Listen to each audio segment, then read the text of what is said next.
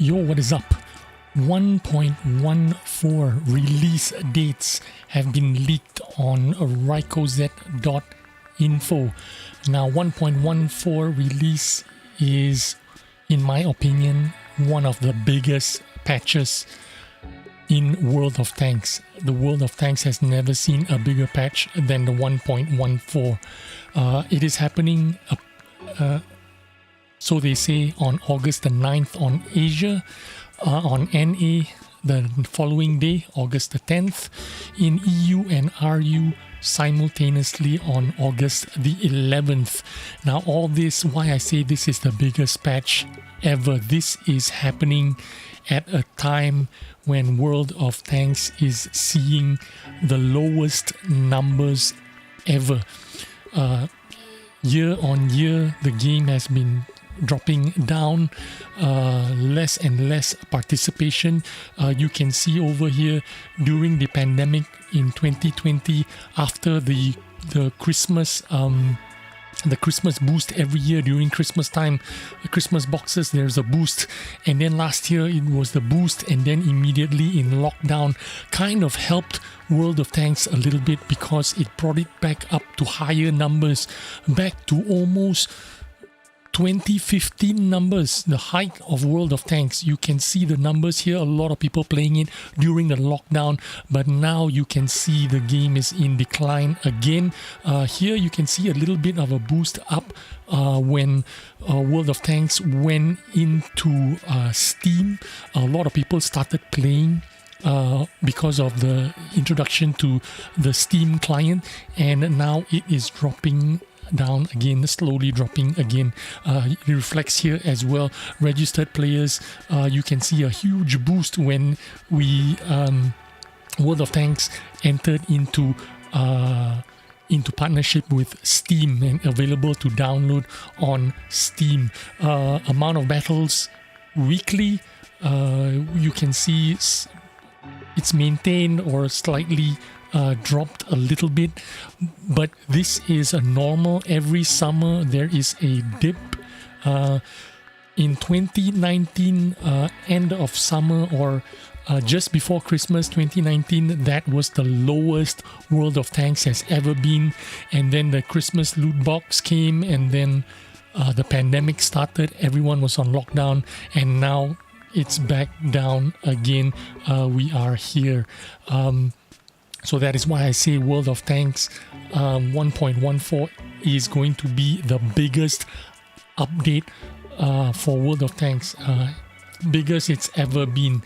And in the common test, as you can see, Field Modification is still there. Common test server was updated yesterday or 2 days ago and is running 1.14 with Field Modification.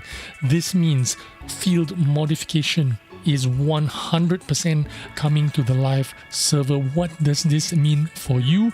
It means each tank can be boosted and customized with a little, with little extras. Of course, you need to pay with credits and XP.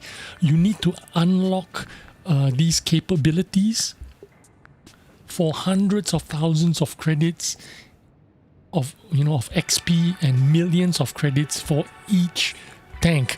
Now, for example, this VZ55 tier 10, the first level here you can upgrade is a lightweight suspension. This costs 150,000 credits, 5% increase to hull traverse speed, 10% increase to suspension durability, but you lose 7% of maintaining speed when crossing all terrain types. So you lose a little bit of top speed, but you get a little bit of suspension durability. That's 150,000 credits and whatever 100,000 XP or whatever you need to unlock it. So you need to unlock all these modules one by one. The next one here is 5% to aiming speed, but your dispersion is 3% worse. Or you could pick this one, 3% to aiming circle size, that means smaller dispersion, but your aiming speed increased to 5%. Or you can change it, I think, if you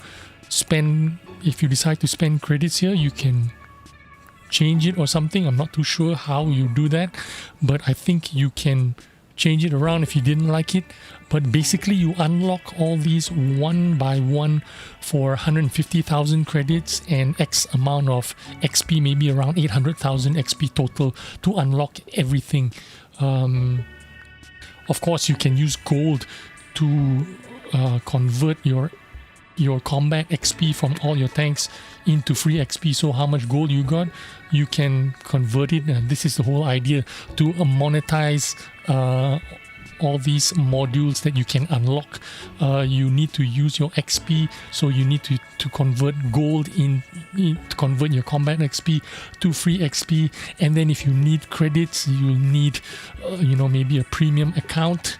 And then you're probably going to need a premium tank, and then you're going to probably need plenty of time to play the game so that you can grind credits, so that you can upgrade your tank, so that you can play even more. Now, once you've spent 750,000 credits or whatever and 300,000 XP or whatever on one of your tank, then you can grind more credits and start buying your second equipment loadout. Example here, this is going to be my loadout number 1, and then you need to fill out loadout number 2. Now, if you're using the same loadout, for example, the vertical stabilizer I have in my loadout 1 and 2, then I don't need to buy a new vertical stabilizer, but I do need to buy a new hardener and turbo, which is another million or whatever. Same goes with your second consumable loadout here. You can put a second one. If you're using the same one, then you don't need to pay extra, but if you're using another one, you need to pay more. So it's basically, you're just going to spend more credits preparing your equipment, so that you can swap out your equipment just before the game starts. During the countdown, during the 30-second countdown, you can decide whether you want this loadout, or maybe I want this loadout for a city map, better for a city map or something like that. Now, here is the real problem. The real problem is, if you're a Klaus Kellerman, or what he would call regular schmoes, running a tank that's, let's say this tank is better by 30% after I've done everything. If you're a regular schmo running a tank that's better by 30%, it really isn't going to make much of a difference to your overall performance, because you're only that good. Even if you kit it out with 2 sets of equipment, 2 sets of consumables, you're only that good. You're a regular schmo. That's why you're a regular schmo. But if you gave this same setup to, let's say, Skill for LTU, that famous guy that has 3-marked all the tanks in the game. Okay, let's say you gave Skill for LTU this same tank, but only with a 5% increased performance instead of a 30% that you would give to Klaus, Kellerman and regular schmoes. You give the same tank to Skill for LTU with only 5% increased performance capabilities. He is going to get more advantage out of that 5% increase than a regular schmo would get out of a 30% increase. Isn't that right? That's because he knows what he's doing. A 5% increase for him is going to make a huge difference. For him to get an extra, let's say, 400 damage, 600 damage per game, that is going to increase his damage output, increase his performance. It's going to make him more than 5% better. But for a regular schmo, even if I give you a tank with 30% increase in performance, you're playing this game twice a week, 3 times a week, 1 or 2 hours each session.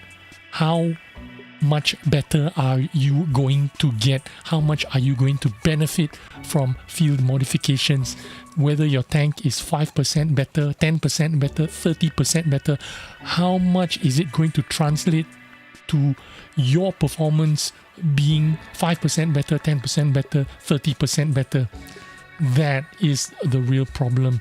This is why I know field modification is going to be a bad idea.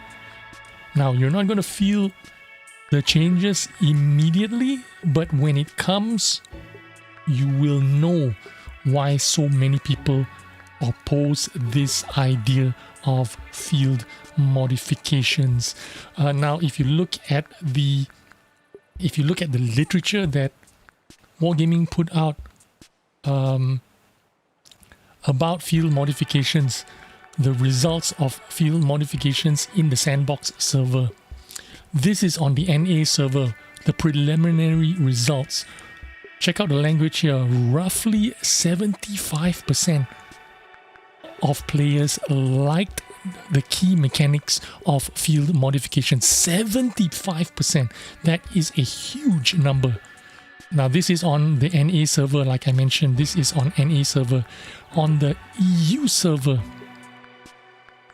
okay, NA server, roughly 75%.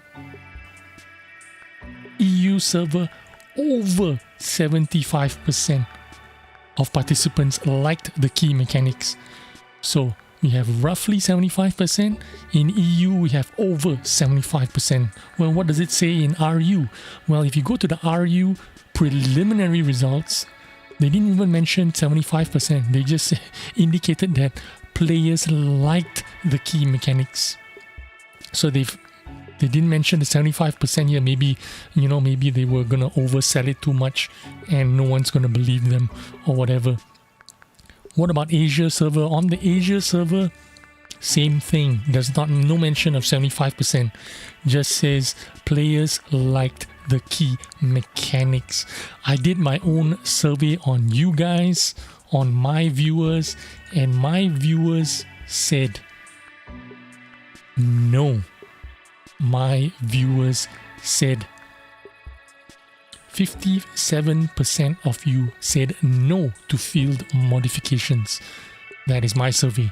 So, when is field modifications coming? Obviously, within the next couple of days, a week, it will be here. Good luck to you guys. We're going to see what happens. Obviously, the changes are not going to be happening immediately. Once people get used to it or collect the amount of XP and credits needed to modify their favorite tanks, then you're going to see the changes. Maybe in 3 months, maybe in 6 months. By that time, probably Crew 2.0 will be integrated into the game as well. This game is going to look nothing. It's going to look nothing like the World of Tanks you used to know, or the World of Tanks that you were expecting. So imagine those players that have not been playing this game for 6 months or 1 year ago, and they suddenly make a comeback. They will have no idea what's going on. But anyway, that's my take on field modifications and update 1.114. Hope you enjoyed this video, and I will see you on the next one. Bye bye.